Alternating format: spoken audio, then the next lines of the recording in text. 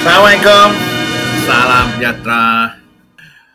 Okey, saya nak bawa berita berita bagus panas. Bertuahnya orang Kedah. Saya orang Kedah, betul ha?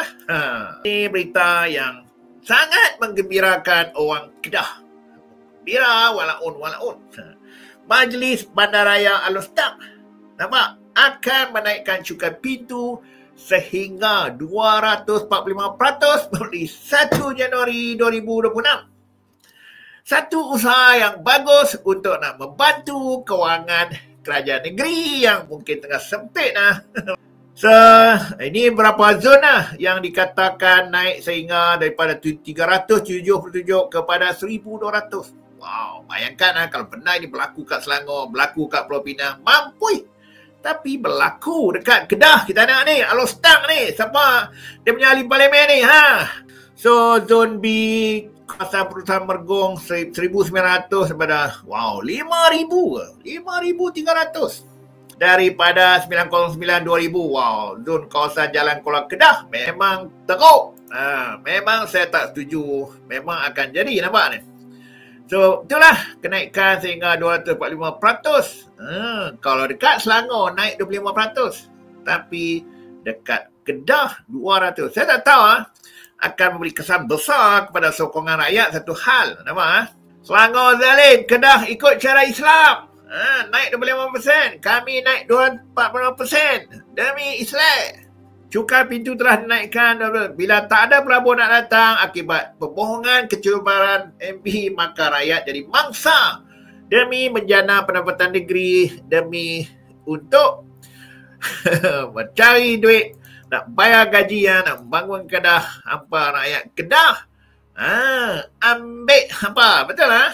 Satu lagi yang menarik mengenai satu guideline, arahan terbaru Jabatan Hal Ehwal Agama Islam di Kedah bahagian pengurusan masjid dan surau. Garis panduan penggunaan pembesar suara di masjid dan surau negeri Kedah.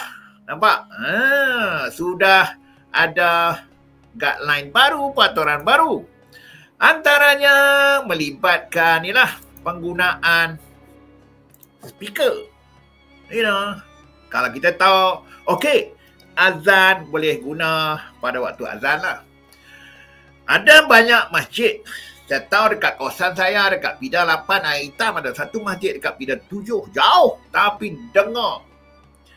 Sebelum subuh, sebelum maghrib, dengar dengan bacaan Quran. Lepas tu, disusuli dengan, bang. Lepas tu, sembahyang pun, maghrib tu pun dimasukkan ke corong speaker sampai kita dengar.